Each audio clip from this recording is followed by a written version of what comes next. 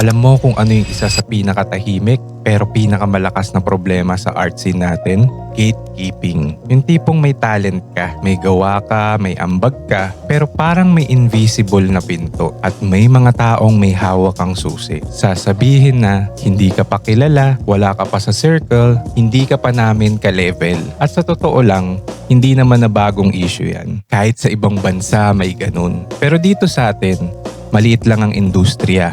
Kaya mas ramdam. May mga gallery na iikot lang sa iilang pangalan, may mga event na parang reunion lang ng mga magkakaibigan, at may mga artist na ayaw magturo kasi baka raw malampasan. Pero ang tanong, kung lahat tayo nagtatago ng technique, contacts at opportunities, paano lalaki ang eksena, di ba? Paano uusad ang kulturang laging merong harang?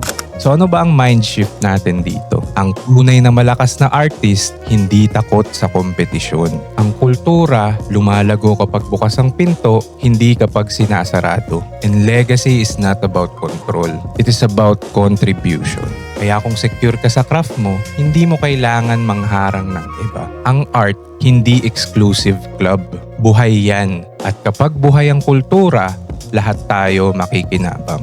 Hindi mo kailangang ibigay ang lahat, pero huwag mong gawing sikreto ang progreso. At minsan, ang tunay na rebellion sa art scene ay hindi lang tungkol sa style. Tungkol din ito sa generosity. O siya, yun lang muna sa video natin for today. Kung gusto mo pa ng mga usapan about graffiti, street art, and art culture, follow mo na yung page ko, Mindshift with Angelo. Siya nga pala, ako nga pala si Angelo. Thank you for watching and see you on the next video. Bye-bye.